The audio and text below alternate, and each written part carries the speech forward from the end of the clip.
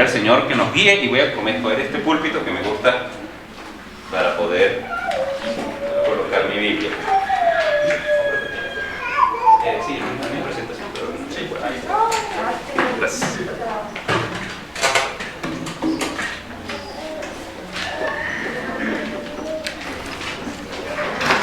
Ok, ahora sí, vamos a orar. Soberano Señor y Padre Celestial, gracias. Gracias por permitirme en tu misericordia estar una vez delante de mis hermanos, una vez más para compartir con ellos tu palabra. Y gracias porque el propósito que nos une es conocerte y conocer a través de tu palabra tu voluntad. Yo te ruego, Señor, que todo lo que hagamos sea agradable delante de ti, que todo lo que hagamos, Señor, sea correcto.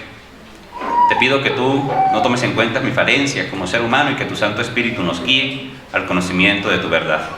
Gracias porque tu palabra es verdad y por medio de ella santificas a tu pueblo y lo presentas delante de ti apto.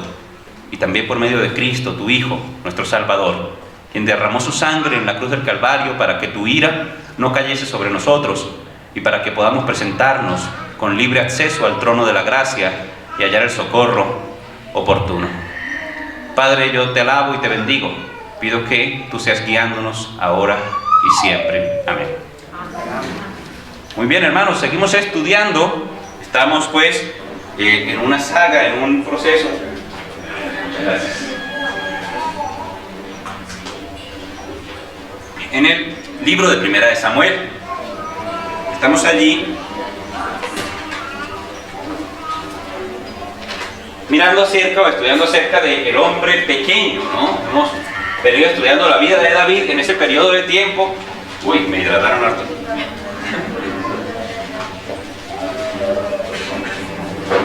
Estamos estudiando entonces la vida de David. Y estamos estudiando ese periodo de tiempo en que David era un hombre socialmente insignificante.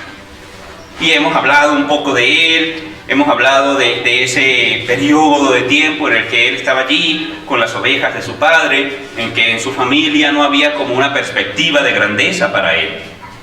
Sin embargo, desde la vez anterior, en que estuve con ustedes aquí en el púlpito, pues estamos estudiando el día exacto en que David dejó de ser socialmente un hombre pequeño y se transformó en uno de los guerreros más valiosos del reino de Israel y en uno de los hombres más grandes, y comenzando un camino que evidentemente lo conduciría hasta el trono de Israel.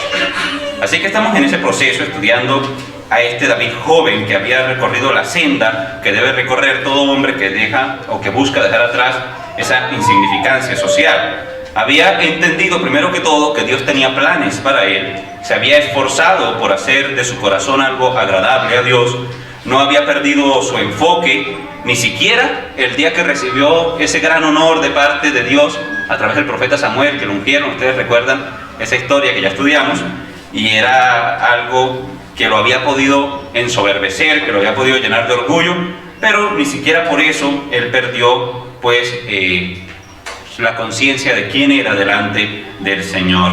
Y también había llegado a servir en la corte del rey. Ya vimos que llegó un momento en que Saúl estaba en una crisis increíble espiritual, con una serie de ataques de pánico provocadas por un demonio que lo molestaba, y fue David la persona que pudo ofrecerle al rey un alivio a través de su música, y lo hizo de una manera muy correcta y dejó tras de sí pues el testimonio de un buen carácter y el testimonio de espiritualidad. David se había comportado a la altura en todo momento. Sin embargo, estudiamos la última vez donde vimos que el enemigo de Dios es muy grande y el hombre pequeño no se ve como alguien digno de enfrentarse a él. Pues entonces, o no es tomado en cuenta, vimos que cuando Saúl iba a ir a la guerra con los filisteos, entonces empezó a tomar varones de diferentes familias, y cuando llegó a la casa de Isaí, el papá de David, pues a David lo dejaron de lado, tomaron a los mayores, se los llevaron, y él quedó allá con las ovejas. ¿Recuerdan eso? Lo hicieron a un lado, ¿verdad? Y había vuelto entonces David a la casa de su padre a pastorear las ovejas, y la única razón por la que David estaba en el campo de batalla esa mañana era porque su papá le había hecho un encargo, que lo aprendimos a punta de gomitas. ¿Sí se acuerdan? Ok, entonces, hoy no hay gomitas. No me miren así, hoy no hay gomitas. Entonces, hoy vamos a estudiar a recordar un poco ese encargo. ¿Qué le tocaba hacer a David en el campo de batalla? ¿Quién recuerda? ¿Ah? Mirar que tus hermanos estuvieran bien. Eso, mirar que sus hermanos estuvieran bien, llevar prendas de sus hermanos, de su papá y llevarles comida. ¿Recuerdan? Iba llevando un efa de grano tostado, iba llevando unos panes, iba llevando también unas tortas que tuvo que dejar con el bagaje. Estuvimos estudiando ese encargo. ¿Lo hizo mal David? No, lo hizo bien. Fue fiel en todo lo que el Señor le había mandado, ¿no? Sin embargo, hasta ese momento pues se había mostrado David como alguien fiel, como alguien prudente. Pero ahora vemos a David, el hombre pequeño, delante, sobre todo viéndolo y comparándolo ante este gigante acorazado de 3 metros de altura, burlador, provocador, que de manera humillante hacía huir al ejército de Israel, el gigante Goliat de Gat. En este episodio, en este estudio, pues vamos a mirar que esta prueba, que esta cosa que vivió David iba a demostrar que la grandeza de un ser humano no depende de la estatura del ser humano, sino de la magnitud del carácter del hombre. Y esto es importante, la grandeza de un hombre no está en su tamaño físico ni en sus capacidades físicas, sino en la magnitud de su carácter, en lo elevado de su espíritu. Y en ese sentido el gigante estaba no del lado de los filisteos, sino del lado de Israel. Un hombre es grande dependiendo de su carácter, más de que de su tamaño, ¿no?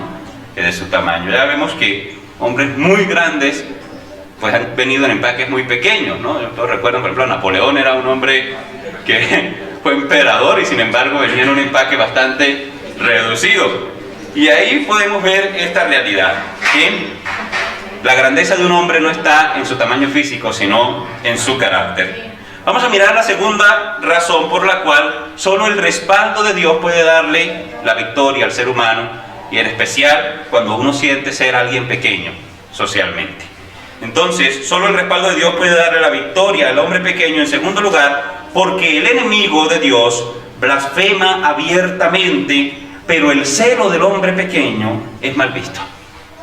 Escuche bien, el enemigo de Dios puede blasfemar abiertamente, pero el celo del siervo de Dios o del hombre pequeño es mal visto.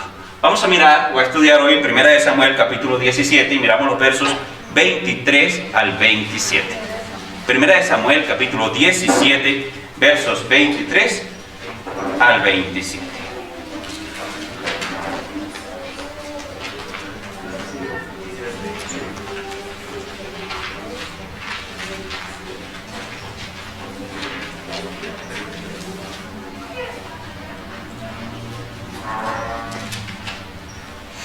Muy bien, estamos ahí en el capítulo 17, hemos mirado hasta el verso 22 y ahora vamos del verso 23 al verso 27 y vamos a leer de manera alternada esos versículos. Versos 23 al 27. Lo van a leer ustedes de manera alternada. Sí, el verso 23 por aquí, 24 acá, 25, 26 y 27. ¿Listo? Entonces vamos a comenzar la lectura a la cuenta de 3. 1, 2, 3. Mientras él hablaba con ellos, he aquí que aquel paladín que se ponía en medio de los dos campamentos, que se llamaba Goliat, el filisteo de Gat, salió de entre las filas de los filisteos y habló las mismas palabras y las oyó David. Y todos los varones de Israel que veían a aquel hombre huían de su presencia y tenían gran temor. Cada uno de los de Israel decía: ¿no habéis visto a aquel hombre que ha salido? Él se adelanta para provocar a Israel, a que le venciere el rey de Mesecá con grandes riquezas, y le dará a su hija, y exigirá de tributos a la casa de su padre en Israel. Entonces habló David a los que estaban junto a él, diciendo: ¿qué harán al hombre que venciere a este filisteo y quitare el oprobio de Israel? Porque ¿quién es este filisteo incircunciso para que provoque a los escuadrones del Dios viviente? Y el pueblo le respondió las mismas palabras, diciendo: así se hará al hombre que venciere. Y oyéndole a Era su hermano. Ya, gracias. Estaban emocionados, muy bien, eso me gusta. Entonces ahí tenemos esta lectura tan interesante, ¿no? Ahí estaba David hablando con las personas cuando se acerca lo que se nombra aquí un paladín, un hombre, un guerrero impresionante, se colocó en medio de esos dos campamentos. Y recuerden pues esa estructura del valle de Ela, ahí en medio, en la planicie, en los dos campamentos, se levanta Goliat. ¿A qué se para Goliat ahí? A desafiar, a ofender. Dice ahí, se adelanta para provocar a Israel. Dice ahí. Ahí está este personaje, ese hombre enorme que había salido, que era imposible que no lo vieran, y se adelantaba para provocar a Israel. Y allí, con toda libertad, esto lo había hecho este hombre durante ¿cuántos días? ¿Quién se acuerda? Lo vimos muy bien, 40 días este hombre se había levantado con toda libertad, sin que nadie se opusiese a él, y se había levantado para humillar a los ejércitos de Dios, para menospreciar al pueblo de Dios y a Dios mismo. Y esto por primera vez, durante 40 días había sucedido, pero era la primera vez que le llegaba a los oídos ¿a quién? A David, porque David no estaba en el campo de batalla, él había llegado esa mañana allí, así que era la primera vez que este hombre escuchaba a Goliat, ¿no? ¿Qué hizo David?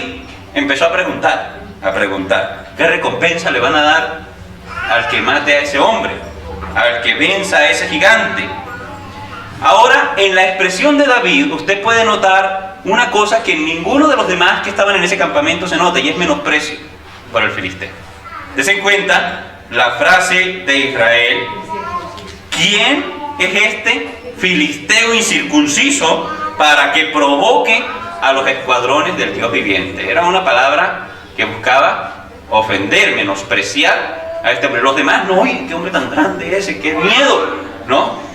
Pero este hombre, ¿quién es este para que venga?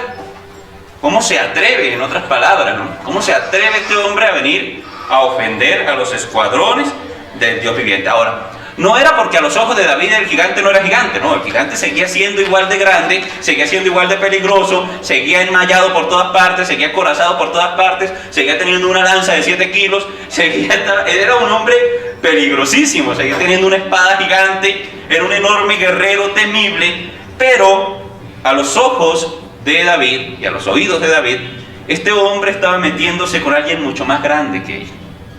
¿Quién es este filisteo incircunciso para que provoque a los escuadrones de quién? Del Dios viviente. Así que David estaba convencido de que Dios le daría la victoria a Israel. ¿Sí? El celo por el nombre de Dios que estaba en el corazón de David se estaba manifestando, ¿no? Enardecía el corazón de David este celo por Dios, y era el único en toda la muchedumbre que menospreciaba al filisteo y que no le estaba mostrando temor, que no tenía miedo en los ojos ante el gigante. Hermanos, nosotros somos cristianos y el mundo es un campo de batalla en el cual el enemigo levanta la voz todos los días y lo hace con toda libertad. Blasfema de Dios abiertamente, humillan al pueblo de Dios todos los días, nos amenazan para que nos callemos, para que dejemos de hablar en contra de las políticas sociales, para que dejemos de hablar en contra de los pecados sociales que se cometen todos los días, para que dejemos de proclamar el nombre de nuestro Señor y para que dejemos de hablar de la segunda venida de Cristo. Todos los días, en nuestros círculos laborales, en nuestros círculos educativos, en nuestros círculos sociales y hasta en nuestros círculos familiares, se intenta callar al creyente. Pero se blasfema abiertamente de Dios y se burlan abiertamente de Dios, y ya no es fácil prender un televisor y encontrar algo que ver donde no se blasfeme de Dios o se burle de Dios o se omita la enseñanza de Dios para establecer una enseñanza contraria a la palabra. Vivimos en un mundo que habla abiertamente contra Dios, que blasfema y que nos amenazan para hacernos callar, para que vivamos nuestra fe en secreto. Usted puede ser creyente, pero donde no se note que usted es cristiano, donde no se hable abiertamente de Cristo. Quieren que seamos creyentes clandestinos, ocultos. pero ellos hablan abiertamente. Se burlan de nuestra fe, se burlan de nuestra confianza en Cristo y se burlan de nuestra esperanza en Jesús. Quiero que abramos la Biblia en 2 de Pedro, por favor.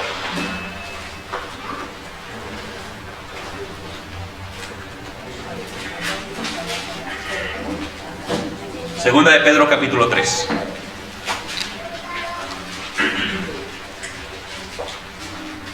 ¿Acaso fue que Dios no pudo controlar el mundo? ¿Acaso fue que Dios no pudo tener soberanía sobre lo que está sucediendo? ¿Por qué el mundo ha abandonado la fe? ¿Y por qué la gran masa de la sociedad está apartada de Dios? ¿Acaso tenemos un Dios sin poder? No, hermanos. En este texto aprendemos que lo que estamos viviendo hoy es algo que ya estaba predispuesto por nuestro Dios. Segunda de Pedro, capítulo 3, versos 3 al 7. Yo leo un versículo y ustedes el siguiente. Dice la Escritura: sabiendo primero esto, que en los postreros días vendrán burladores, andando según sus propias concupiscencias. Y diciendo, ¿dónde está la promesa de su advenimiento? Porque desde el día en que los padres durmieron, todas las cosas permanecen así como desde el principio de la creación. Estos ignoran voluntariamente que en el tiempo antiguo fueron hechos por la palabra de Dios los cielos y también la tierra, que proviene del agua y por el agua subsiste. Por lo cual el mundo de entonces pereció, anegado en agua. Pero los cielos y la tierra que existen ahora están reservados por la misma palabra, guardados para el fuego en el día del juicio y de la perdición de los hombres impíos. Amén. Así que podemos mirar en este texto, que no es que estos burladores, que este tipo de personas que se levantan en contra de la fe cristiana, son algo que Dios no tenía en los planes o que algo que Dios no sabía que iba a suceder. Hermanos, Dios es soberano. Una de las características de la persona de Dios es que es completamente soberano sobre lo que existe. Nada existe sin la voluntad de Dios. La voluntad de Dios, en muchos casos, una voluntad que podemos llamar permisiva, ¿no? Dios permite que el mal también exista en el mundo, pero ciertamente a largo plazo será para su gloria eterna. Muy bien, miremos aquí algo muy interesante, y es que este versículo, este texto en el que ustedes están, espero que todavía estén ahí, en 2 de Pedro 3, 3 al 7, nos da o nos permite mirar las características del burlador, las características de Goliat y las características de cualquier burlador. ¿Cómo es el burlador? Primero nos dice: en los postreros días vendrán burladores. Ese término burlador en el original nos indica a alguien que denigra, alguien que se mofa, pero también no solamente es alguien que se burla, que se mofa, que denigra, sino que es alguien que instruye en el error, que considera el error una verdad y expande esta verdad. En otras palabras, o también es una traducción posible de la palabra original, es un falso maestro. Es un falso maestro también. Así que tenemos un burlador. Dice, vendrán burladores, ¿no? ¿Y qué más nos dice del burlador en el texto? Bueno, tenemos la primera característica del burlador allí, y es que el burlador anda según sus propias concupiscencias. Anda según sus propias concupiscencias. ¿Qué quiere decir esto? Que el camino del burlador, es decir, su identidad, su propósito constante, es complacer su instinto pecaminoso. Y cuando hablo de instinto pecaminoso no hablo de algo que nosotros no tenemos. Todos tenemos un instinto pecaminoso, una tendencia a considerar en nuestra mente, en nuestro corazón, la posibilidad del pecado y de cometer el pecado y de complacer nuestro cuerpo a través del pecado. Eso existe en todos. El asunto es que para el burlador, complacer su instinto pecaminoso es su camino de vida. Es tanto que se convierte en su identidad. ¿Usted no ha visto que a la gente la identifican por lo que hace constantemente?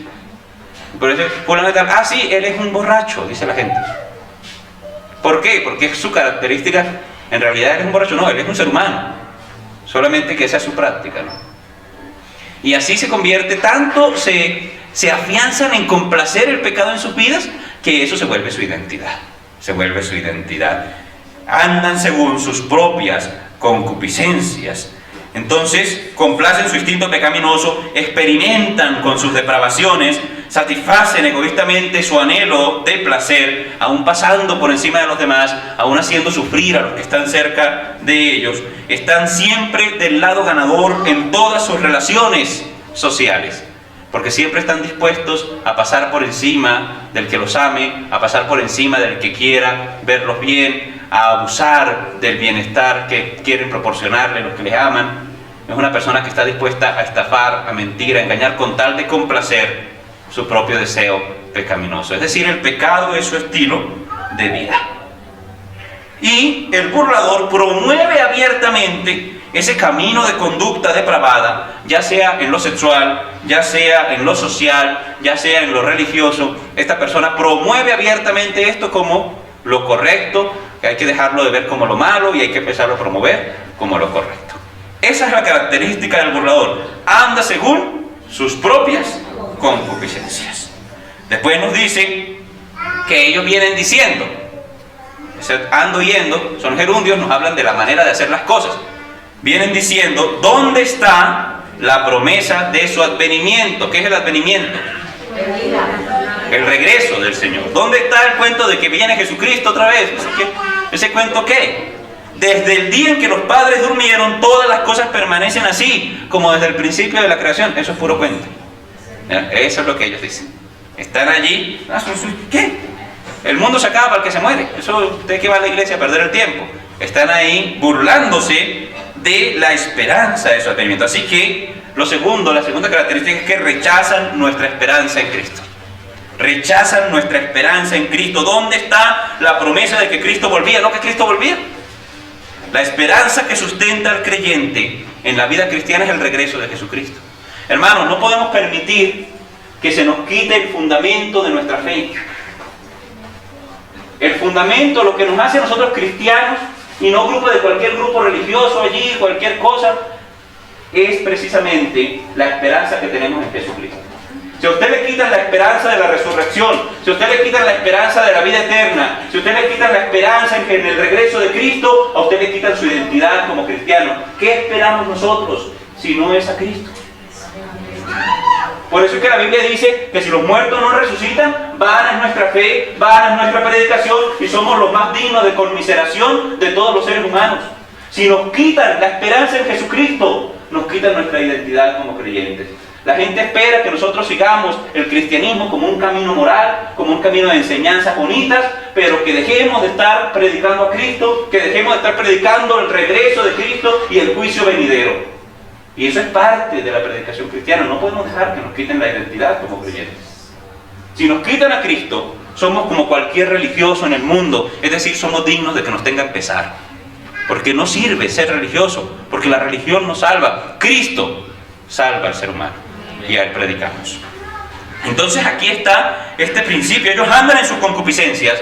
Dice, ¿cuál regreso de Cristo? ¿Cuál venida de Cristo? Eso no es así. Eso nunca ha pasado, nunca va a pasar. Y así se burlan de nuestra fe. La razón por la cual el creyente se mantiene vigilante y firme en la fe cristiana es porque el regreso de Cristo es inminente. Inminente quiere decir que puede pasar en cualquier momento. Eso significa inminente. No que va a pasar ya, puede que se demore un poco, pero es inminente, es decir, puede pasar en cualquier momento. Hay que vivir a la expectativa. Esta semana me tuvieron a la expectativa a mí esperando una mesa que compramos y no me dijeron cuándo iba a llegar, entonces yo estaba todos los días a la expectativa y la mujer me decía, vamos a dar una vuelta. No, porque puede que llegue la mesa y yo tengo que estar aquí para cuando llegue la mesa. Al otro día, amor, y vamos a ir, no. Y así, todas las visitas y todo, yo me quedé aquí encerrado esperando la mesa. La mesa no llegó. Pero la sigo esperando. Y sé que va a llegar. Su venida es inminente. A que nos ha pasado con Cristo también, ¿verdad? Sí, yo sé que va a llegar. Y ahí está el pecado y me seduce. No, porque es que puede que llegue ahorita mi Señor y quiero estar bien para la venida de mi Señor. Esa es la actitud del creyente que sabe que algo va a llegar y que sabe que eso que va a llegar importa más que el placer temporal, importa más que el llamado del pecado todos los días, importa más la venida de mi Señor. Así que nuestra esperanza en Cristo nos sustenta, nos sostiene, nos hace permanecer vigilantes en la fe. Hay una cita que no está aquí, pero quiero que la busquen. Es 1 Tesalonicenses capítulo 5. Ustedes ahí en la Biblia, 1 Tesalonicenses capítulo 5, versos 2 al 6.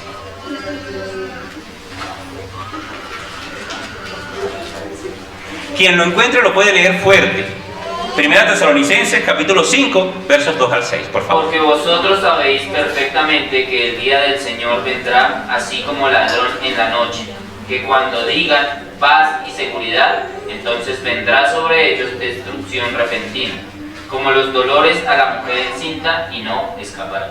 Muy bien, siga, porque es hasta el 6. Mas vosotros, hermanos, no estáis en tinieblas, para que aquel día os sorprenda como ladrón, porque todos vosotros sois hijos de luz e hijos del día, no somos de la noche ni de las tinieblas. Por tanto, no durmamos como los demás, sino velemos y seamos sobrios. Pues los que duermen, de noche duermen, y los que se embriagan, de noche se embriagan. Muy bien, entonces miren lo que nos está diciendo aquí, pero nosotros algo así. Termina ahí. ¿Oye su merced? Pero nosotros que somos del día, seamos sobrios, habiéndonos vestido con la coraza de fe y de amor, y con la esperanza de salvación como yo. Muy bien, entonces miren, este versículo nos dice, a todos nos ha llegado una carta de que nos avisan de una visita, al menos de la del gas. No sé cuándo le habrá llegado la del gas, seguro que sí, bueno, ahí llegó la del gas.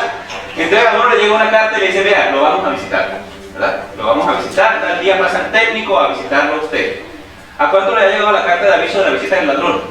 No, ¿verdad? Es que no avisa. Me vino, me visitó y mi cuenta me dijo. Aquí no me pasó así, a mí me pasó así. Bueno, aquí. Es muy curioso, el ladrón no te avisa. Viene precisamente en el momento en que uno menos piensa. ¿Cómo viene el Señor Jesús según el texto? Como ladrón en la noche. El ladrón del día se avisa. Le dice a uno, haga que me conoce menos, ¿verdad? Ahí está el ladrón del día. Pero el ladrón de la noche no avisa que va a venir. No avisa que va a venir. Y viene por alguna razón en el momento en que uno menos lo espera. Y esto es muy curioso porque dice que así será la venida de nuestro Señor Jesucristo, como el ladrón en la noche, cuando la gente crea que está bien, está prosperando, que su filosofía, sus caminos son los mejores y que van a prosperar. En ese momento vendrá el Señor y no lo esperarán. Pero nosotros no somos de las tinieblas, sino que somos de la luz. Y estamos en la luz precisamente para que no nos coja la venida del Señor como coge el ladrón en la noche, que siempre lo coge a uno en tinieblas.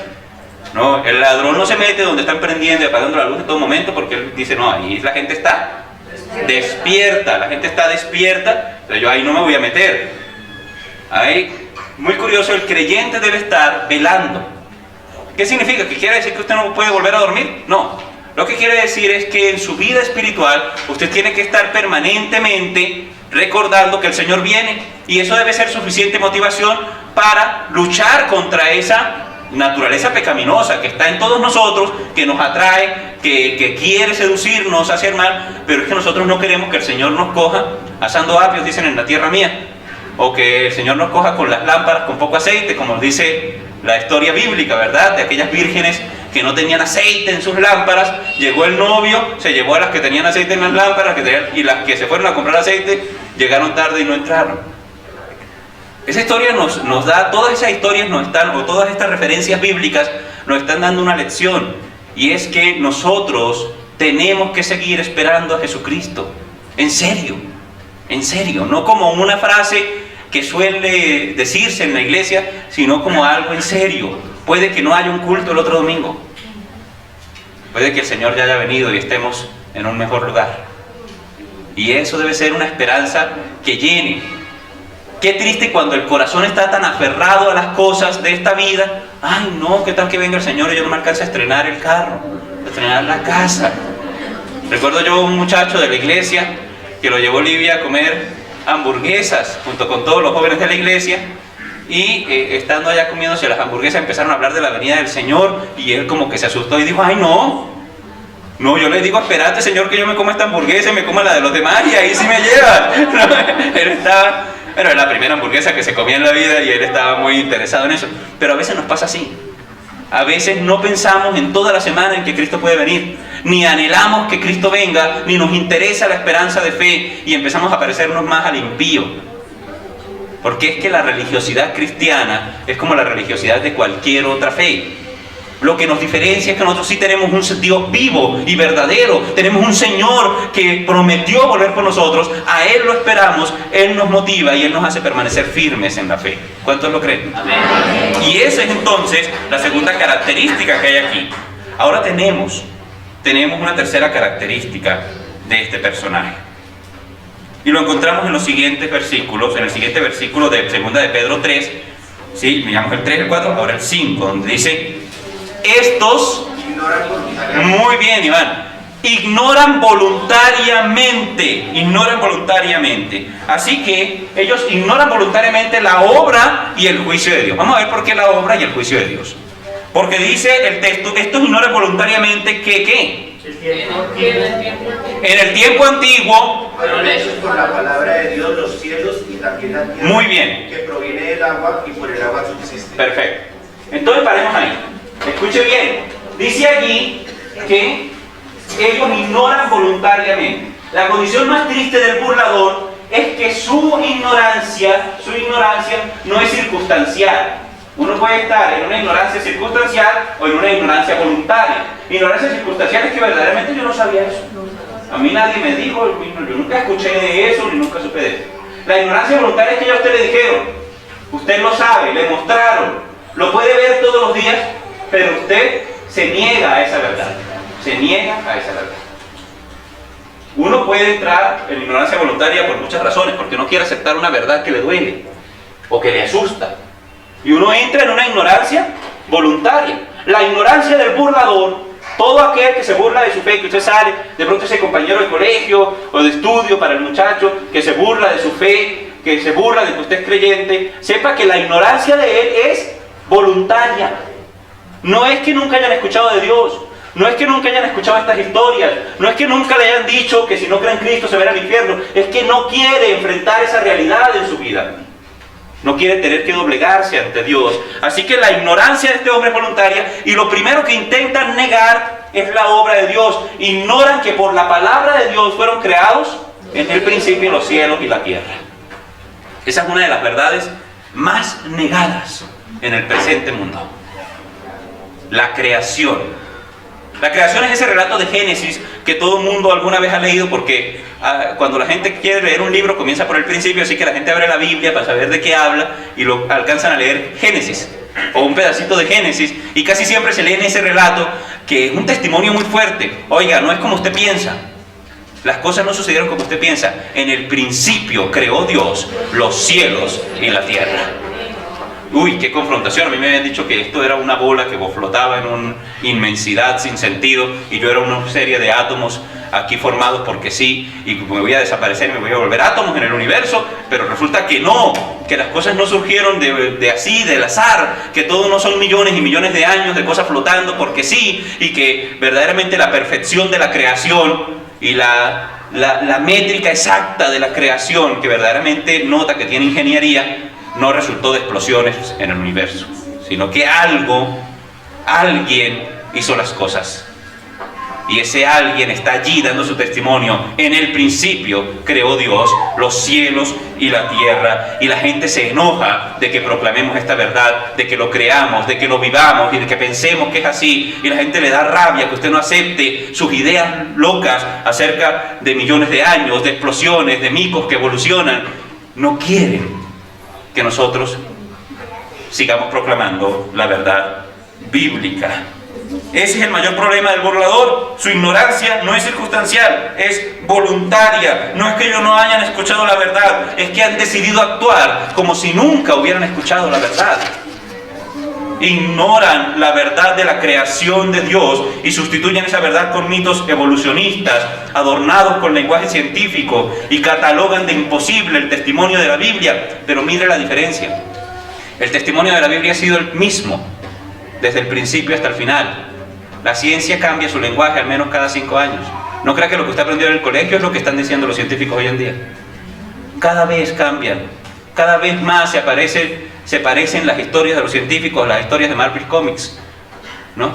Se leen los cómics y luego salen ellos a decir que sí, que el multiverso y que las cosas, ellos quieren lo mismo, las mismas mitos. La palabra es eso, mitos. La raíz de la palabra mito es mentira, mentira. Los mitos están allá, no aquí. La Biblia no es ni será jamás un mito, es una verdad. Una verdad digna de confianza. Entonces es muy curioso, ¿no? Porque el lenguaje de la ciencia cambia 5 años, pero creen ciegamente con el eslogan, la ciencia dice que, entonces ellos creen, sí, eso es, porque la ciencia dice que. Hermanos, hubo un tiempo mejor, en el que decir la Biblia dice, hacía callar a los hombres. La Biblia tiene más autoridad que cualquier ser humano. Créalo, es la realidad. La gente cree ciegamente el argumento pseudocientífico sin importarle que este cambie cada cierto tiempo y que esté lleno de especulaciones y de hipótesis. ¿Saben? Yo fui un hombre de ciencia muchos años, mucho tiempo, verdaderamente de ciencia. Yo sabía algo de ciencia, pero es muy curioso cuando uno se pone a mirar documentales, cuando uno se pone a mirar estas cosas que nos gustan a las personas que nos gusta la ciencia, y empezamos a escuchar, el científico fulano de tal, del instituto no sé qué, ha planteado su hipótesis de que tal y tal cosa, y en base a esa hipótesis hacen un documental de 40 minutos, pero luego se nos olvida la primera frase, ha planteado su hipótesis, es hipotético, él no tiene pruebas de nada, sino que él se imagina que pudo haber sido así. Y la mayoría de lo que la gente considera ciencia hoy en día no pasa de ser teorías. Vamos a estudiar la teoría de la evolución, es decir, eso la gente cree. Así que eso se trata de fe. Y la pregunta es, ¿en qué le pone usted fe? Porque usted puede ponerle fe completa a eso, porque es una teoría, no hay pruebas. Nadie te va a entregar una prueba jamás. Nunca han encontrado un eslabón perdido, porque no lo van a encontrar jamás, porque no existe. Así que ahí está, es una teoría. La puedes creer. Aquí está una declaración, un testimonio, una verdad. La Biblia no usa esa palabra jamás, no dice teoría, porque la Biblia no tiene teoría, tiene testimonio, es decir, es la verdad. Lo puedes creer también. Todo depende en quién quieras confiar. La verdad es que prefiero confiarle mi alma a Dios que a cualquier hombre, y eso es algo que todos deberíamos pensar. Ahora, ignoran voluntariamente, en segundo lugar, y lo vemos en el relato, el inminente juicio de Dios sobre la humanidad, con el propósito de postergar la realidad de su muerte y la realidad del encuentro con Dios. Sigue diciendo el texto. Iván, ¿estás ahí todavía? Seguime leyendo, por favor. Por lo cual el mundo de entonces pereció anegado en el agua, pero los cielos y la tierra que existen ahora están reservados por la misma palabra, guardados para el fuego en el día del juicio y de perdición de los hombres impíos. ¡Pum! Qué medio golpe para una persona. Está diciendo, mire, Dios creó el mundo, lo sustentó a través del agua y por lo tanto lo destruyó a través del agua. ¿Cuántos hombres de ciencia se han levantado para decir, esa historia que usted lee en la Biblia del diluvio, eso no es verdad? Todos, porque eso es un juicio. Y eso asusta a cualquier hombre que no esté en paz con Dios. Antes de usted creer que un científico es un hombre que tiene la verdad, porque estudia, porque ve la física, que le va a decir a usted la verdad, recuerde precisamente esto, es un hombre y por lo tanto tiene un problema con Dios. Y no quiere enfrentarse a Dios. Así que aceptar que esa historia del Génesis, del diluvio es real, es un problema para él. Porque tiene que aceptar que Dios es real. Y tiene que aceptar que tiene un problema con Dios. Que él también se va a morir por una ciencia que sepa, también lo va a alcanzar la muerte. Y el día que lo alcance la muerte tendrá que enfrentarse con su creador. Así que él va a negar a ese creador hasta el final. Porque hablamos de que su ignorancia no es circunstancial, es voluntaria. Su ignorancia es voluntaria. Así que este hombre negará el diluvio y negará que el mundo fue destruido en agua y negará que la misma voz que llamó el juicio sobre el mundo antiguo y destruyó a los hombres prediluvianos es la misma voz que ha sentenciado este cielo y esta tierra a un juicio, esta vez no a través del agua, porque él prometió que no lo iba a volver a hacer a través de agua, pero nunca dijo que no lo iba a hacer a través de fuego. Así que el juicio viene y es a través del fuego. Los elementos ardiendo, dice la Escritura, se consumirán, pero nosotros esperamos, según la promesa de Dios, cielos nuevos y tierra nueva en los que mora la justicia. ¿Veis la gran diferencia? ¿De qué sirve negar una verdad y hacer de mi corazón un lugar de ignorancia voluntaria? Es mejor aceptar una verdad y buscar la respuesta, la solución a ese problema que el hombre tiene. El pecado condena al hombre, pero Cristo ha venido para salvar al hombre perdido y llevarlo a esos cielos nuevos y a esa tierra nueva donde mora la justicia. Creer en Jesucristo, tener la esperanza en su regreso, tener la esperanza en su salvación, en su obra hecha en la cruz del Calvario, tener la esperanza en el cielo nuevo y la tierra nueva, es una manera genial de vivir. Es una manera maravillosa de vivir. Le da sentido a esas cosas feas de esta vida. Porque ningún sufrimiento del tiempo presente es comparable con la gloria venidera que en nosotros ha de manifestarse, dice la Escritura. Así que Él niega el juicio. Y lo peor es que el juicio viene, dice, es el día de la perdición de los hombres impíos. ¿Quién se acuerda? Yo les he definido muchas veces. ¿Quién se acuerda que es impío? Que no tiene en cuenta a Dios. Todo hombre que no tiene en cuenta a Dios significa, se define como un hombre impío, según la Biblia. Y según lo que nos dice ahí, ¿qué le pasará a los hombres impíos? El versículo al final. La perdición, se perderán. Se perderán para siempre. Entonces miren que ellos con soberbia, el burlador extiende su postura errada, proclama como verdad absoluta en los centros educativos, promueve desde círculos legislativos sus ideologías, su sombra amenazante se hace cada vez más grande como un gigante, y mientras el creyente tiene que mantenerse callado, se esconde atemorizado. Pero David no nos dio ese ejemplo. David preguntó: ¿quién es este filisteo incircunciso para que provoque a los escuadrones del Dios viviente? Miren, esa pregunta demuestra que su confianza estaba puesta en Dios, que no temía a ese gigante. Se mostró indignado, se mostró dispuesto a enfrentar a su enemigo por su celo por Jehová. Pero por su celo por Jehová fue mal visto. Y recuerden el punto que estamos estudiando hoy. El enemigo de Dios blasfema abiertamente, pero el celo del hombre pequeño es mal visto. Seguimos la historia. 1 Samuel 17.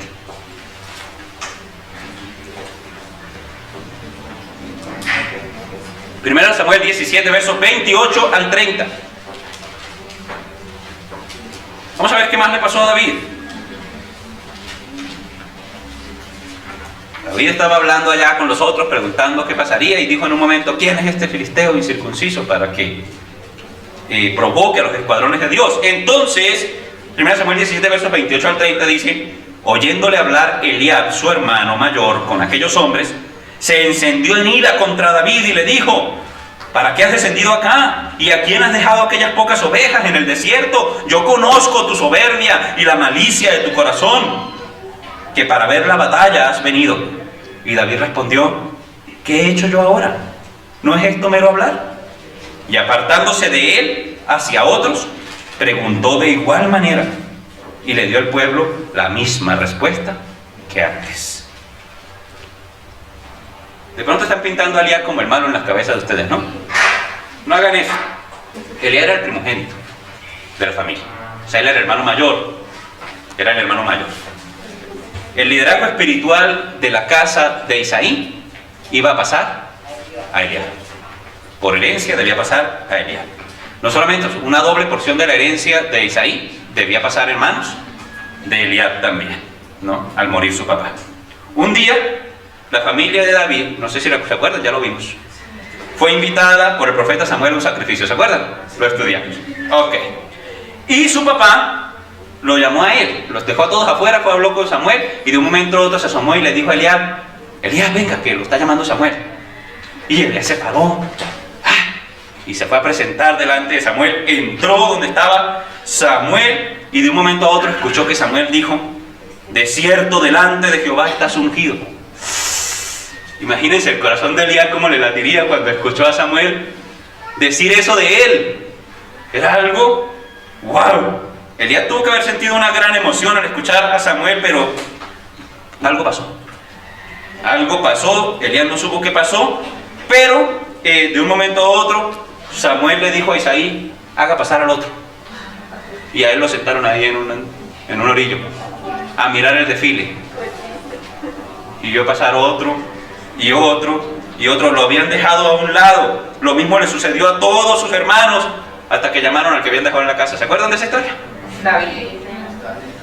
Terrible. Póngase en la posición de Eliab. Póngase en el corazón de Eliab. ¿Sabe por qué digo que se ponga? Porque nosotros somos iguales. También nos da rabia que nos dejen de lado, que nos menosprecien. Él se miraba, yo soy el más grande. ¿Cómo sería de bonito que Samuel lo vio y dijo, uy, de cierto aquí está el rey? Y no era.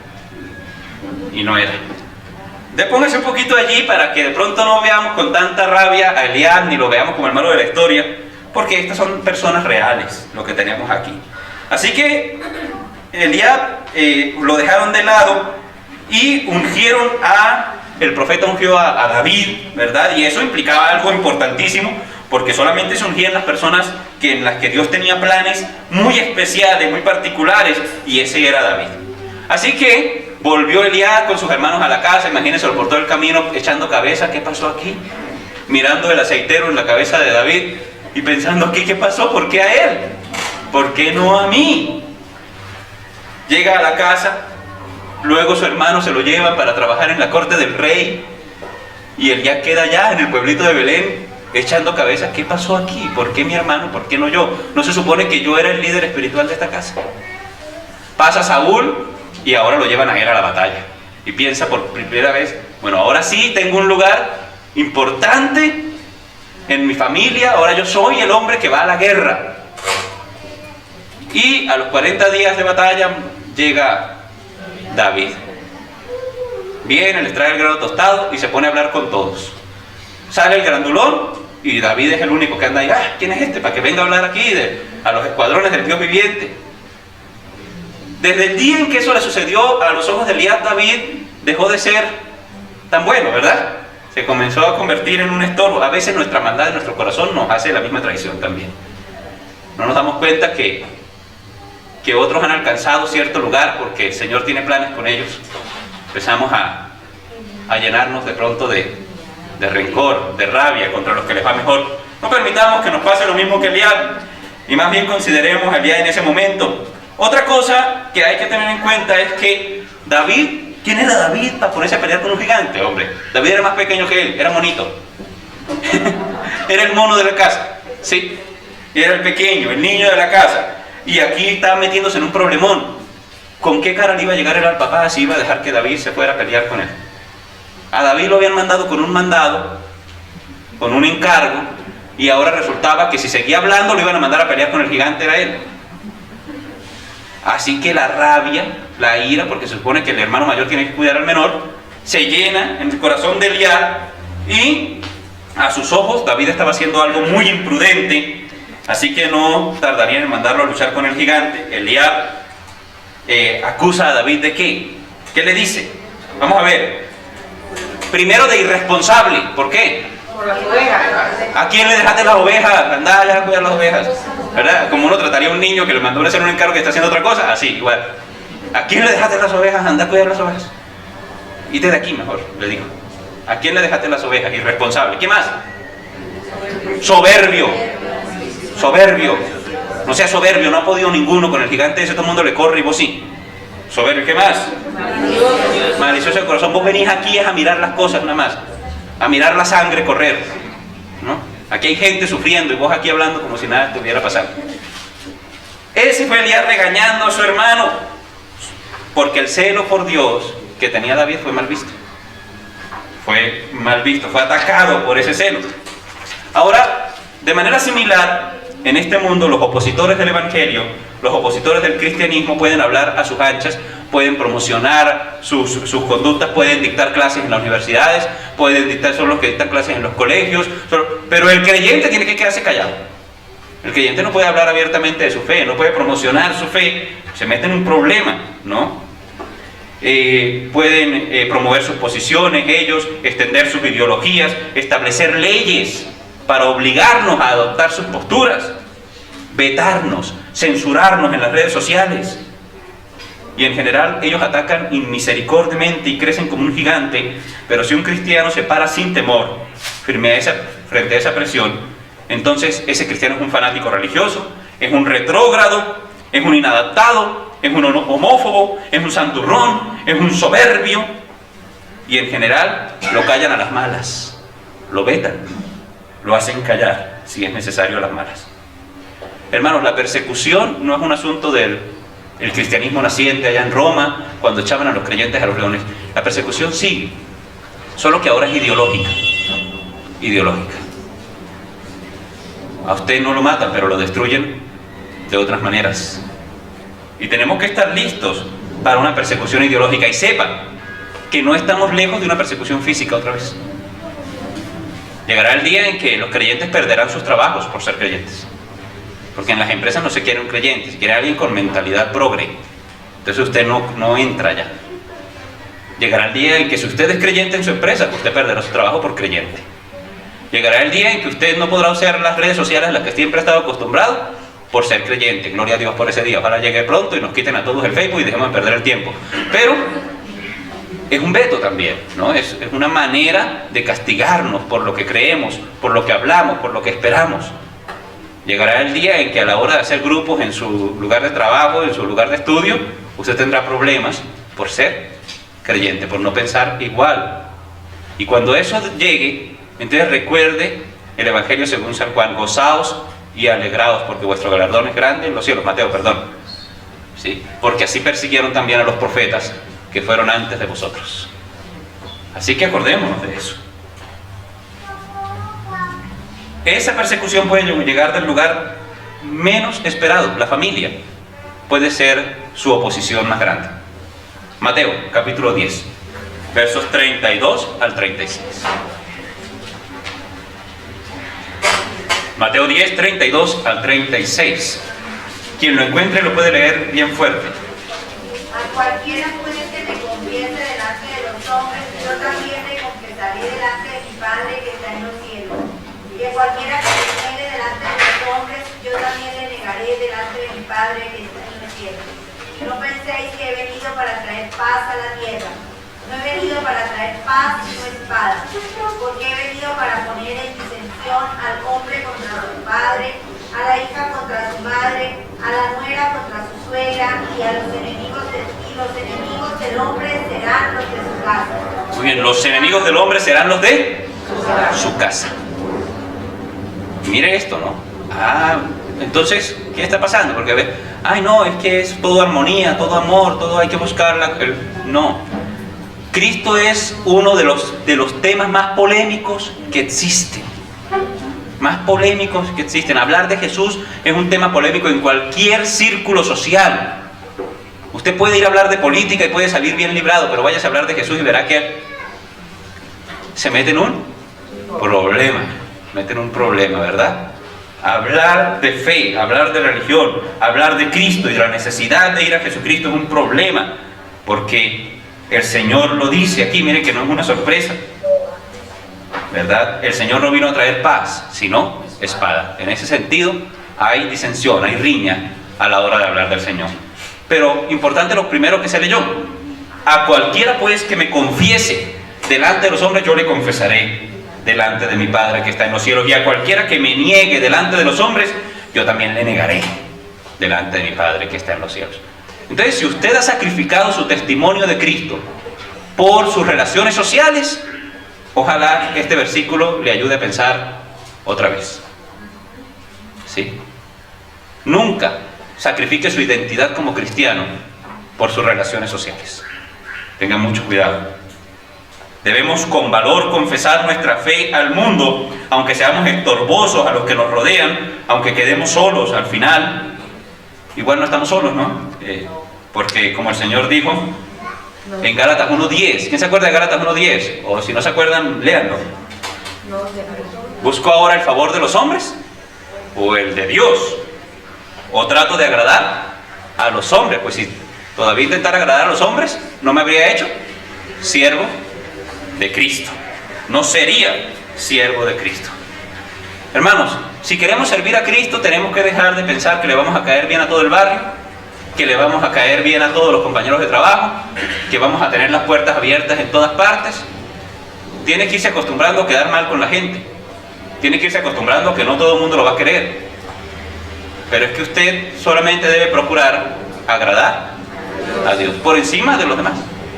Ahora, mientras dependa de ustedes, estad en paz con todos los hombres. Ahora no van a llegar el próximo domingo, no, es que me agarré con mi vecina por el Señor Jesucristo y por un cilindro de gas que no le devolví. Entonces, no, tiene usted que entender que estamos hablando de esa persecución que viene por la fe, no por ser mala clase ni por ser el vecino más malo del barrio, no, es por la fe, es por la fe. Ahora, mientras estemos en este mundo, pues, la Biblia nos dice que hagamos callar a los hombres insensatos con nuestra conducta. Eso lo dice 1 de Pedro capítulo 2, verso 15. David le contestó a su hermano. ¿Qué fue la respuesta a Eliab? Solo palabras. ¿Qué he hecho yo? O sea, dame pruebas. ¿Qué he hecho yo malo? ¿Qué he hecho yo? ¿No es esto mero hablar? Deja hablar paja, yo no he hecho nada. Entonces, la conducta de David fue su defensa. Si la santidad, si la rectitud es una realidad en nuestra vida, pues esas murmuraciones que se levantan contra nosotros, que son usadas como excusa por los burladores para menospreciar el Evangelio, van a desaparecer. Porque no hay fundamento para esas habladurías, no hay fundamento para esas murmuraciones. Última cita de hoy, 1 de Pedro, capítulo 2, versos 11 y 12, dice: amado, yo os ruego como a extranjeros y peregrinos, que os abstengáis de los deseos carnales que batallan contra el alma, manteniendo buena vuestra manera de vivir entre los gentiles, para que los que murmuran de vosotros como malhechores glorifiquen a Dios en el día de la visitación, al considerar que Vuestras buenas obras. el que no tiene rabo de paja no le tiene miedo a la candela, ¿verdad? Y el que tiene rabo de paja No lo mete a la candela. no lo mete a la candela. Bueno, dice ahí, Gloria nos explica cómo funciona el dicho. En otras palabras, si usted no tiene moral, pues usted va a ser más bien un estorbo para el Evangelio. Pero si su vida da testimonio de que su fe es real, usted podrá testificar donde sea, sin temor. Entonces, mantengamos buena nuestra manera de vivir, para que en lo que murmuran de nosotros como malhechores, pues glorifiquen a Dios cuando consideren nuestras buenas obras. Hermanos, este punto lo terminamos diciendo que el creyente debe, sin temor alguno, dar a conocer su fe y no dejarse intimidar por este mundo que es blasfemo y que es burlador. Basta ya de escondernos del gigante. Es tiempo de hablar sin temor. El respaldo de nosotros es el mismo respaldo de David. Dios es nuestro respaldo.